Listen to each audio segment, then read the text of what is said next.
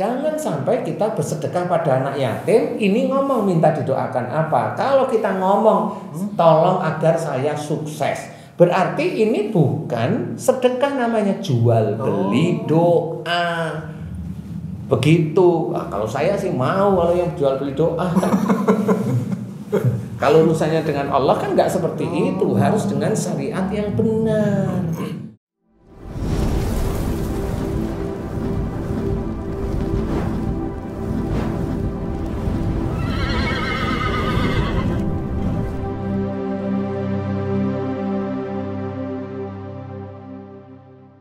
Assalamualaikum warahmatullahi wabarakatuh. Waalaikumsalam warahmatullahi wabarakatuh. Alhamdulillah, alhamdulillah. Para sahabat beriman semuanya, kembali kita ketemu. Kali ini temanya cukup menarik dan populer. Tentang apa? Tentang doa dikaitkan dengan anak yatim. Kita ngasih santunan, kemudian kita minta didoakan oleh anak yatim. Atau kita kumpulin semua di masjid, di panti dan sebagainya. Kemudian juga ada lagi nih doa yang mudah dikabulkan, yakni doa orang yang teraniaya. Nah, saya masih bingung nih, gimana sebenarnya ya kok bisa terpilih oleh Allah bahwa ini mudah dikabulkan? Apakah memang demikian? Nah, yuk kita tanya ke guru saya, guru Anda dan guru kita semuanya. Assalamualaikum Ustaz Dan. Waalaikumsalam warahmatullahi wabarakatuh. Ini tentang doa Ustaz. Iya. Doa untuk anak yatim. Anak itu udah kan kita. Doa yang dikabulkan barangkali ya. Doa yang dikabulkan Allah. Mudah dikabulkan, mudah dikabulkan. Iya, memang hadisnya benar sahih ya, bahwa doa yang mudah dikabulkan oleh Allah Ta'ala ini doa anak yatim, kemudian doa orang yang teraniaya, kemudian doa orang yang berpergian. Tapi berpergian tertentu nih. Nah, sebenarnya anak yatim juga tertentu nih. Teraniaya juga tertentu juga. Semuanya tertentu. Istilahnya mari. Karena ini biasanya dipergunakan oleh banyak orang. Ya, tadi Haji Hasan sudah bilang mengumpulkan anak yatim, kemudian disantuni, kemudian minta doa seperti itu. Kemudian ya banyak hal seperti itu. Nah, bagaimana dengan cara-cara seperti itu? Apakah itu menjadi Allah itu tergugah? Allah itu tergugah, akhirnya doa anak yatim yang disantuni oleh orang yang mengajak anak yatim tersebut datang dan orang itu minta doa kepada anak yatim, apakah itu dikabulkan Allah? Jawabannya insya Allah tidak. Iya, benar itu. Insya Allah tidak yang seperti itu. Itu namanya mau menipu Allah. Jadi dengan dasar dalih doa anak yatim ini yang mudah dikabulkan oleh Allah Ta'ala, dia bikin trik. Apa ya? Menyuap. Nah, itu menyuap itu pada Allah Ta'ala, bikin trik sebenarnya. Dia kumpulin anak-anak yatim, kemudian dia kasih makanan, kemudian kasih amplop-amplop, dia minta doa agar sukses. Nggak usah anak orang itu ada BUMN atau instansi tertentu atau ini yang dia afiliasinya itu mencari proyek, dia cari anak yatim, dikasih makan, suruh mendoakan agar instansi ini dapat proyek. Nah, itu namanya mau menyuap Allah. Tapi nggak usah yang menyuap. Kadang-kadang KPK itu juga nggak disuap pun tahu sudah. Apalagi Allah kan gitu ya. Nah, ini harus kita jelaskan agar orang itu bagaimana dia itu memberikan sumbangan atau memberikan sedekah kepada anak yatim, tapi Allah itu ridho. Intinya kan begitu sih. Yeah. Kalau yang tadi itu kan dia pokil, dia mencoba untuk menyuap Allah dengan memberikan makan pada anak yatim, kemudian memberikan sangu, ya itu agar dapat proyek umpamanya. Sama sih, hampir semua orang Muslim rata-rata seperti itu, rata-rata. Saya juga ada kasus itu Pak Ustadz. Kasus dulu. Gimana? Jadi gini Pak Ustadz, dulu saya ada proyek nih Pak Ustadz. Ini kasus proyek nyata di suatu tempat, mungkin tidak perlu saya sebutkan. Nah, waktu itu berkumpullah kami, saya sebagai pimpinan proyek dan ada teman-temannya Pak Dia. teman-teman mengusulkan ini Pak Ustadz. Pak, kita panggil anak yatim Pak. Loh, maksudnya supaya bagaimana nih? Supaya proyek kita berkah gitu. Wah, saya pikir-pikir karena banyak yang meminta gitu Pak Ustadz pada saya oke, kita ambil waktu itu hampir sekitar 50 orang Pak Ustadz. Nah, 50 orang anak yatim di proyek belum lain nih. Nah, ini kan teman-teman maunya datengin itu supaya ada 3 permintaan itu yang itu pertama. diminta ya. Itu kan ada Nah, ini kan ustadznya. bener ya ini ya. Jadi Mohon maaf ini nggak cerita bohong, ini beneran ini. Beneran ini Demi fakta. Allah ini beneran. Demi Allah. Oh iya. Kasus Kasus Ya. nyata. Kasus Jadi nggak nyata. hanya cuma kepala Memang. di TV ngasih kan gitu nih, Ya. banyak nih. Itu 50 orang. Nah, itu tentu kita ada amplopkan uang juga, sejumlah uang, ada besek. Terus ustadznya bertanya, apa nih permintaannya? Kan gitu. Lah, karena saya yang sebagai pimpinan mau ndak mau, yang pertama proyek saya tepat waktu. Yang kedua, proyek saya tidak rugi.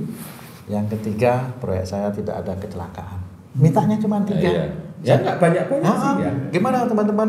Oke Pak, betul Pak. Nanti ya, jangan dijawab dulu. Iya. Tapi intinya di situ ya. Intinya 3 itu. Tapi nilai proyeknya berapa M itu? Cukup lah. Cukup. 40-an. Oh, 40-an. Pancingnya tahu bagi berapa, amplopnya berapa kali 50 itu. Buat- Tapi saya mau tanya nih, amplopnya itu dari dompet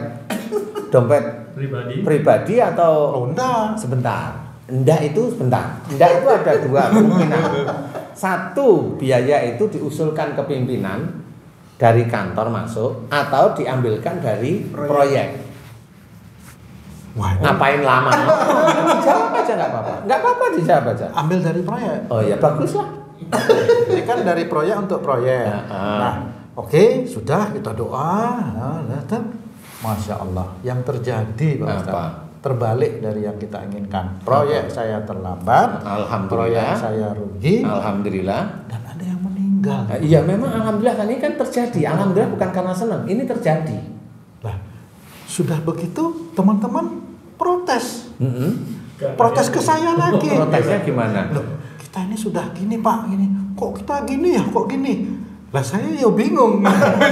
Lah, maksud saya gini, apa orangnya kurang banyak? Misalnya atau Pak Ustadz, apakah apa itu namanya tadi? Pangkat Amplop ustadznya itu.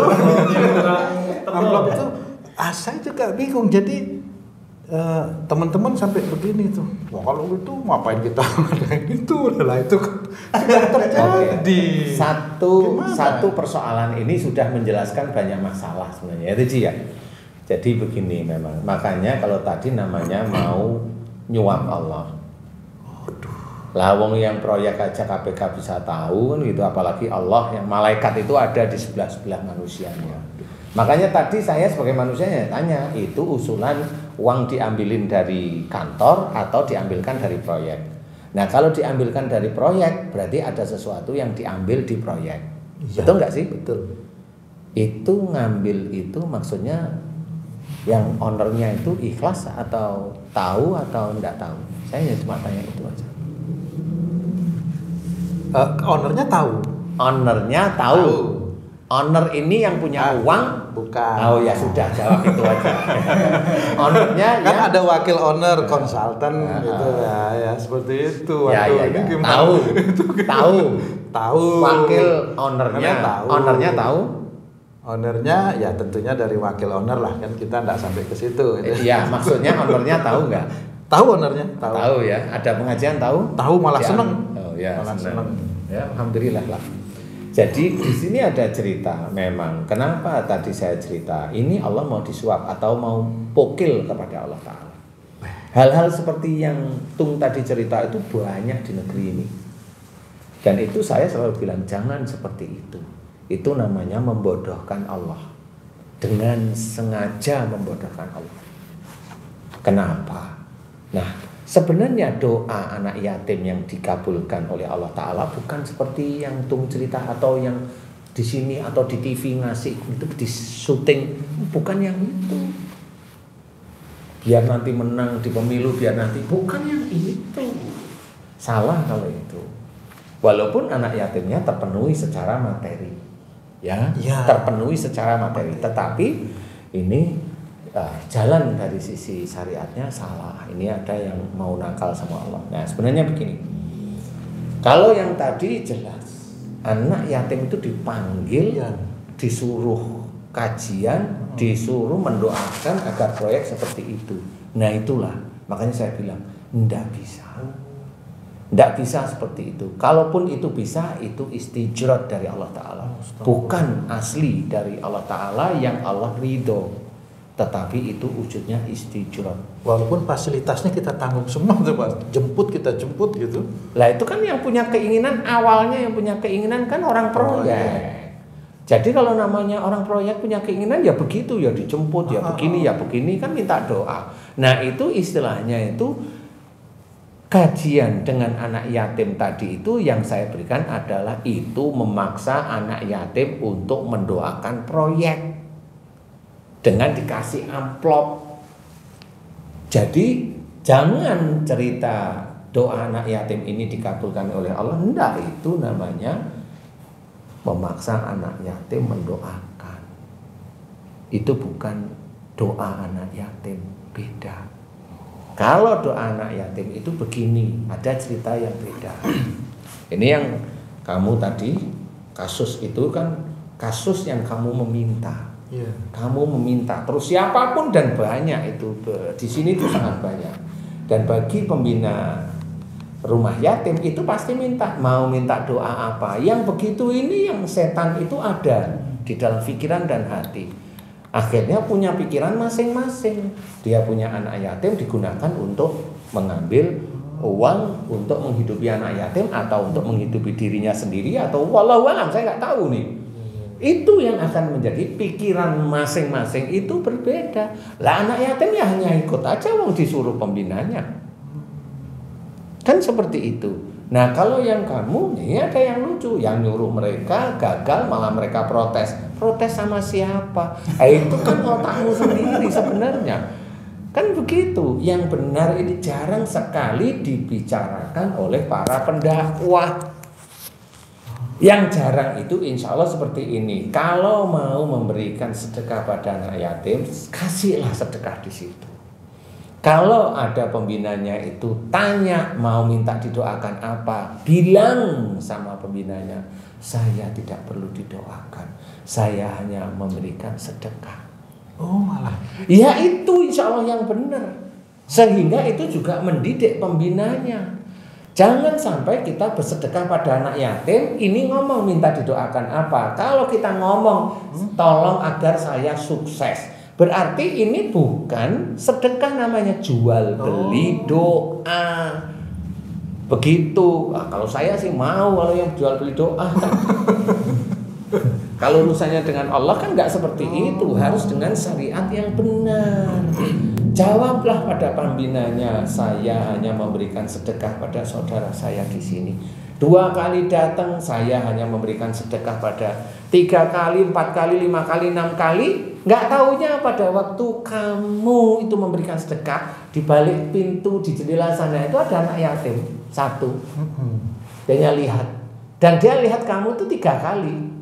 Dan suatu ketika, namanya hidayah itu Allah yang mengatur. Dia tanya sama pembinanya, Abi, itu siapa?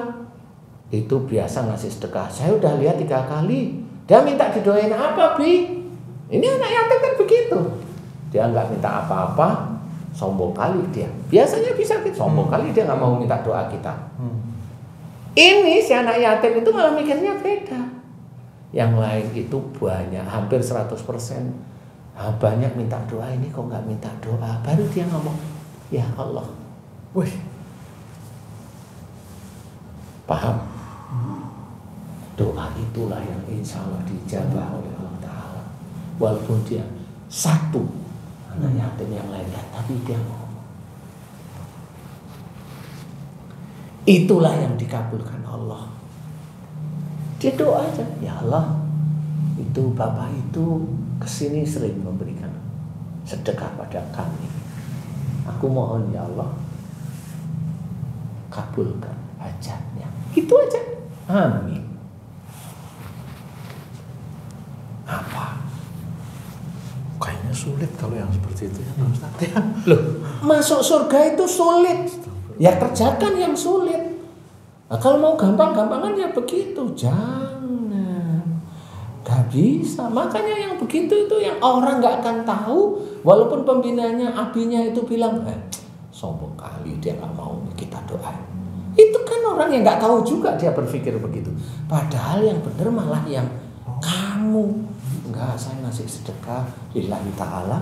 Walaupun dia punya pikiran, walaupun dia pembimbing, pembina di situ, dia masih manusia. Masih aja otaknya punya sesuatu yang setan itu bergulir. Padahal kamu niatnya baik beneran. Tapi akhirnya kamu sekali, 2 kali, 5 kali di situ dengan ikhlas, dengan ini nggak perlu ini, nggak perlu itu. Tapi di balik kamu yang tidak tahu ada orang di sana, anak yatim beneran. Lihat aja berkali-kali kamu di situ. Dan itulah yang ditunggu oleh Allah Ta'ala. Nah, ini yang memang itu jarang. Kalau kayak proses kayak kamu itu memaksa anak yatim mendoakan, mendoakan keinginan kamu. Kan gitu. Jadi tidak melalui seremonial terus. Enggak.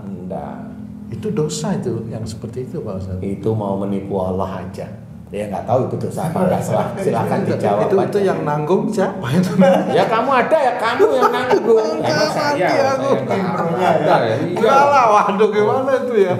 Iya. Astagfirullah. Oh Haji J juga masa mau nanggung?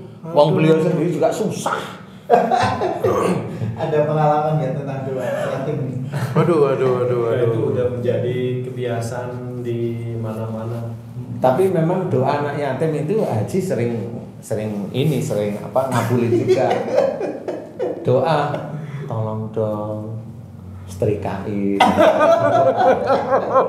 Laundry kita cuciin. Nah, iya mengabulkan ya. Jadi intinya kurang lebih seperti itu. Ya. Yang kedua nih saat kan kita sudah dijelaskan secara detail tadi contoh-contoh yang konkret ya. Kemudian doa orang yang teraniaya ini gimana? Oh iya.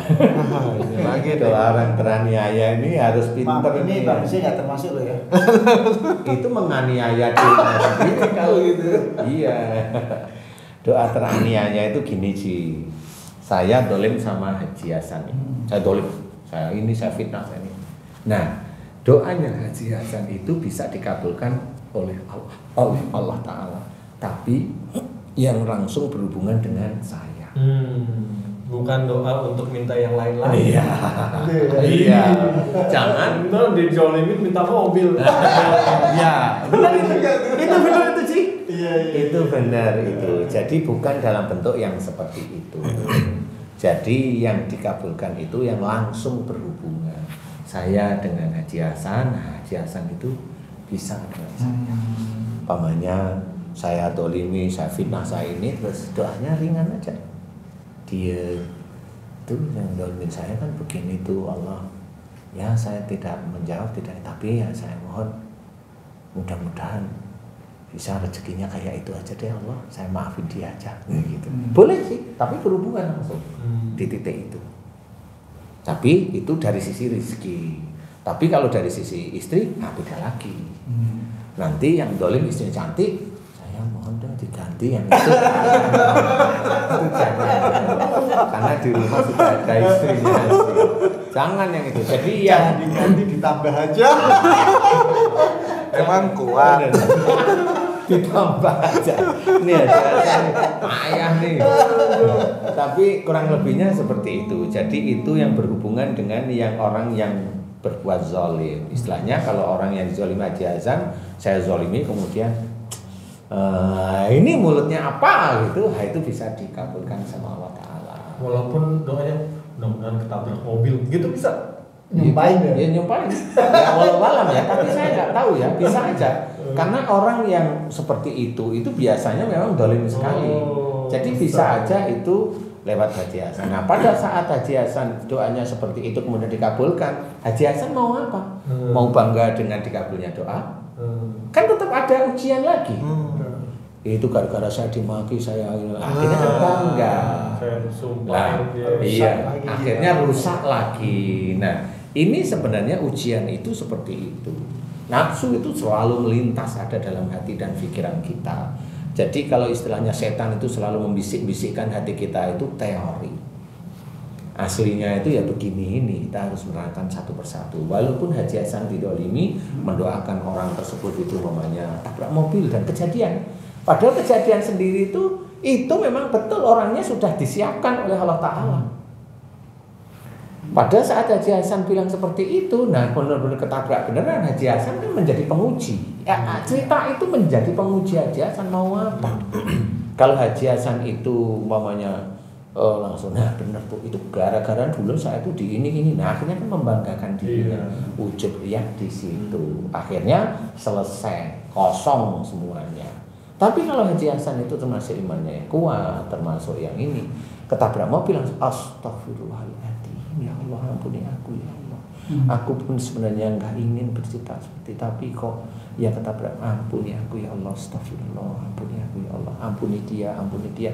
Nah ini yang sudah mulai baik. Jadi tidak terpicu dengan ketabrak mobil sehingga ujub riya itu muncul, tetapi malah mohon ampun. Itu insya Allah yang terbaik seperti itu. Jadi doa orang teraniaya tidak seperti itu, tidak yang tadi kata Haji J itu ditolimi, difitnah, mintanya mobil, lah ya nggak ketemu nanti ya. Mumpung lagi dihujat ya, mumpung doanya dikabulin. Ya, tapi insya Allah nggak di titik itu ya, benar-benar ya. Jadi teraniaya, apakah mohon maaf ya, saya hanya menceritakan apakah pengemis di jalan itu teraniaya? Wallahu alam, saya nggak ngerti. Dia teraniaya atau dia menipu kita, nggak tahu juga. Tapi kalau mau ngasih, kasih aja. Kalau enggak. Kalau enggak, jangan ngomong yang aneh-aneh. Masih muda kok nggak mau kerja, nggak perlu ngomong seperti itu. Nggak perlu ngomong seperti itu. Maksudnya apa? Bisa aja besok anaknya muda nggak bisa kerja, lah bingung. Lah jangan seperti itu. Kalau enggak ya nggak ngasih, ya nggak usah ngomong seperti itu. Karena itu akan menjadi catatan di hadapan Allah Ta'ala. Nah intinya bahwa doa orang teraniaya itu bukan di doa terus kemudian dia teraniaya, doa macam-macam dikabulkan. Insya Allah nggak seperti itu. Tetapi doa yang berhubungan langsung dengan orang yang menganiaya dirinya. Jadi orang yang ngemis di jalan itu apakah dia teraniaya? Wallahu a'lam. Bisa aja suami istri itu di rumah malah saling menganiaya sebenarnya. Ya kan? Yang laki itu arogan, si istri ya gampang emosi, ya akhirnya ya menganiaya dirinya. Tapi kenyataannya bisa aja doanya nggak dikabulkan walaupun dia sholat, walaupun dia minta ini. Karena apa? Karena nggak mau belajar. Bahwa saya arogan, nggak mau belajar, istrinya emosional, nggak mau belajar. Ya akhirnya pisah, ya seperti itu. Belum lagi nanti di akhirat, kalau itu benar-benar terjadi arogan sampai meninggalnya, jangan punya cita-cita besok kita itu nanti ketemu di surga ya, Mah. Jangan ngomong begitu karena arogan, karena emosional berdua. Harusnya ngomongnya, Mah besok kita ketemu di neraka ya, Mah. Nah itu yang harusnya seperti itu. Karena dia dengan sengaja tidak menjaga dirinya dan keluarganya dari api neraka. Nah itulah, jangan berharap nanti di akhirat bertemu di surga kalau di dunia ini ujiannya nggak lulus. Istri emosional maunya dimanja, si suami arogan, nggak ketemu akhirnya. Nggak ketemu kan ya bubar semua. Ini keluarga mau kemana? Sholat ya hanya sholat 5 menit, dia ngomong aja berjam-jam. Nah kan salah semua ya. Nah inilah yang harus kita ketahui, bahwa keluarga itu adalah keluarga yang bisa aja tidak bertemu di surga. Lah kan orang Islam besok kan masuk surga, jelaskan titiknya masuk surga. Kalau dia itu dihitung amal solehnya lebih sedikit dan minus daripada dosa-dosanya. Kapan masuk surga? Sekarang seperti itu. Makanya kalau saya menceritakan, saya tidak mau menjadikan pendengar atau netizen atau taklim jamaah itu seneng maunya masuk surga. Tetapi yang saya berikan adalah susahnya menyelesaikan masalah dunia, itu yang harus saya berikan. Karena yang susah itulah insya Allah itu jalan menuju surga. Karena orang hanya dikasih nanti orang Islam masuk surga, terangin dulu Islam yang mana yang masuk surga, kan seperti itu. Kalau dia dolim aja di keluarga, dia pokil aja cari rezekinya, dia nyari rezeki dari mulai muda, dia kerja di instansi yang itu nyuri terus. Lah kapan dia bisa masuk surga? Nah, ya, sholat itu hanya 5 menit, dia nyuri itu puluhan tahun. Dan nggak selesai pada saat dia kerja itu berapa jam? Ambil aja 8 jam ya, bener ya? Iya, 8 jam sehari. 8 jam sehari. Sholat itu mau berapa jam sih? 5 menitan aja sholat ya. Itu 5 kali tambah sunnah ya. Berapa? 7 tambah sunnah 8, 10 lah ya. 10 5 kali 50 lah ya. 50 menit sehari. Nggak sampai 1 jam. Lah dia kerja itu 8 jam, pikirannya mau nyuri, untung di sana, untung di sini, untung. Itu gimana? Itu orang yang kerja di situ itu nggak takut apa ya dia itu besok itu masuk neraka. Kalau dia itu sudah datengin ustadznya terkenal di TV, dia sudah nganggap dia itu masuk surga lagi. Ngasih ustadznya 10 juta umpamanya. Aku agak lebih 20 juta karena ustadznya itu ngerengek, minta proyek gitu ya. Hah? Aku pernah gitu. Pernah. Ngerengek aja minta kerjaan kan gitu ya. Akhirnya udahlah sekali lagi lah. Kalau udah begitu tuh orang yang dengerin kajiannya dia itu udah mikir dia itu ahli surga. Udah Artinya mikirnya. setelah itu istighfar terus dosanya diampuni. Nah iya, padahal dia dengerin ustadznya ngomong juga gak dengerin amat loh ya. Nah, di sini itu mau bagaimana? Kalau kita lihat kajiannya itu kajian biasa. Kajiannya sejak kecil itu diomongkan. Gitu, lah mau gimana sekarang? Saya mamanya dakwah Isra Mi'raj. Kalau saya cerita tentang Isra Mi'raj, lah sejak dulu tuh yang hadir itu sudah pinter daripada saya. Sudah hafal dan lebih detail lagi. Ya? Iya, kan gitu sih. Iya, Lah kalau saya mau cerita dakwah saya itu bisa menjadi pahala, itu yang gimana? yang datang itu lebih pintar. Lah sebelah mana? Ya carilah yang lebih agak lebih beda dikit daripada yang dia hafal. Yang mana nih Isra Mi'raj itu dapatnya apa? Sholat, oke. Kalau sholat semua orang udah pintar semuanya sholat. Ayo sholat yang berhubungan dengan apa? Sholat yang berhubungan dengan perilaku. Inna sholata tanha 'anil fahsya'i wal munkar. Nah itu baru diolah. Nah, orang jarang yang tahu. Karena apa? Karena kadang-kadang yang dakwah itu ya sholat, tapi juga kadang ya itu sendiri. Nah ini harus diolah. Nah jarang yang sampai seperti itu. Bagaimana sholat itu bisa mencegah dari perbuatan keji dan mungkar. Padahal diceritakan dalam hadis Tirmizi bahwa nanti pada saat orang meninggal yang dihisab pertama dilihat adalah sholatnya. Tapi dia sholat tapi nggak bisa menjaga dari perbuatan keji dan mungkar lah ya, mau apa lagi yang disombongin ya. Iya betul ya. Nah inilah yang harus kita ketahui Ji. Jadi doa-doa yang dikabulkan oleh Allah Ta'ala itu tidak serta-merta langsung dikabulkan oleh Allah Ta'ala. Tidak seperti itu. Pak Ustadz, kalau mau tanya dulu sedikit. Misalnya nih ada seorang bawahan, dia menjalankan perintah atasan, tapi nggak sesuai dengan hati nuraninya, nggak sesuai dengan hati nuraninya lah gitu.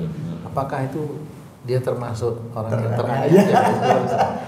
Bentar, mohon maaf ini pertanyaan bagus nih. Ulangi agak deket sih. Ulangi misalnya gini nih. Ya. Gimana? Saya belum jelas. Jika ada seorang bawahan nih, dia menjalankan perintah atasan, tapi tidak cocok dengan hati nurani dia. Perintah atasan itu apa? Kalau suruh ngaji masa nggak cocok? Misalnya gini, misal kan makanya satu contoh nih, dia disuruh lembur misalnya, disuruh ngawasin pekerjaan yang akhirnya melewati jam kerja gitu. Ya. Sementara dia di rumah juga ada keperluan gitu. Apa keperluannya Nah, umpamanya? contohnya kalau dia tidak pulang cepat istrinya marah, kan itu juga termasuk satu keperluan itu. Kira-kira. Nah, itu nggak cocok dengan hatinya. Yang lain kayaknya nggak itu deh. Karena istri-istri orang kontraktor itu udah tahu kalau suaminya nggak pulang itu tahu. Misalnya nih ada seseorang bawahan, dia diperintahkan atasannya untuk mencari uang lah gitu di proyek gitu Di kan. proyek tambahan dari Uang proyek tambahan, itu ya, sebenarnya ya. dari utak-utik proyek lah ya. Disuruh cari. Tapi utak-utik itu kan nggak 1 juta, 5 juta, 10 juta toh? Ya, banyak lah kira-kira. Miliaran maksudnya? Ya ratusan lah. Oh iya, kan sudah. seperti itu. Nah, bahasa ini ratusan. harus hati-hati nih itu. jawabnya nih. Tapi dia melaksanakan itu tidak cocok dengan hati nuraninya. Oke, Nah, ya. ini apakah Teraniaya. teraniaya Oke. orang seperti itu, Pak? Ya, saya jawab nih. Insya Allah mudah-mudahan ini diizinkan benar ini saya.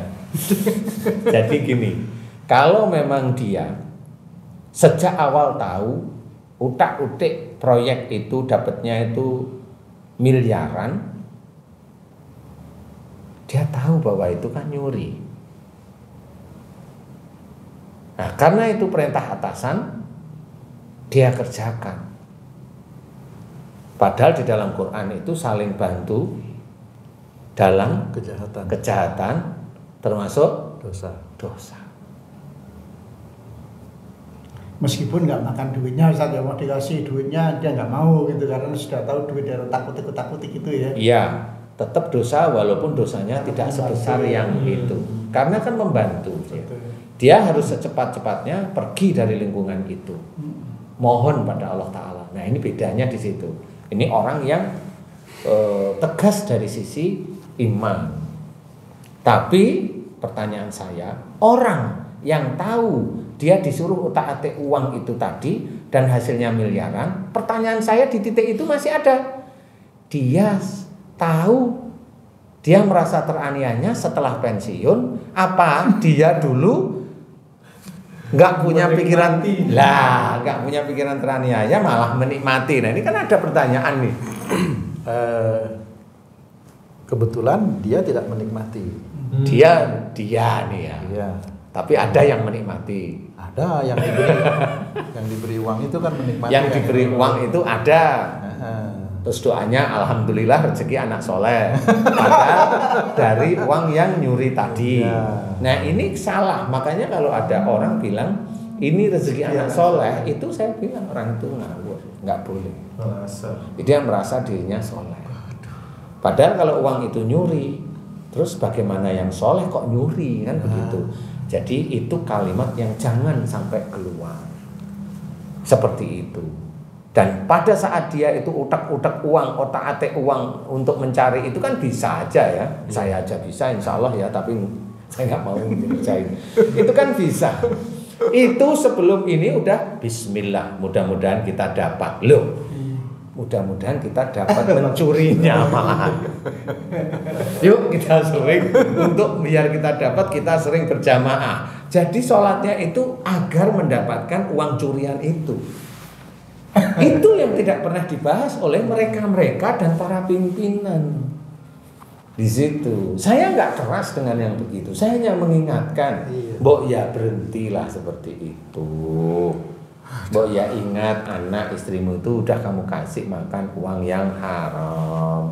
Janganlah, ayolah berhenti. Kalau mau kerjain aja biasa. Kalau bertahun-tahun nggak punya bonus ya nggak apa-apa. Kan gitu. Wong bilang, biasanya sering bilang ini proyek kita rugi tapi dia beli kendaraan, beli tanah, beli rumah, kan lucu. Ini yang rugi siapa, yang untung siapa. Dan inilah yang harus kita ketahui. Jangan seperti itu. Ini harus kita paham. Mudah-mudahan ini bisa menjadi gambaran bagi kita sendiri. Mohon maaf kalau saya terlalu berani bilang, karena memang ini harus diceritakan agar paham ya. Wallahu a'lam. Oke, Allah luar biasa. Mudah-mudahan kita terhindar dari makan atau menyentuh barang-barang yang diharamkan oleh Allah.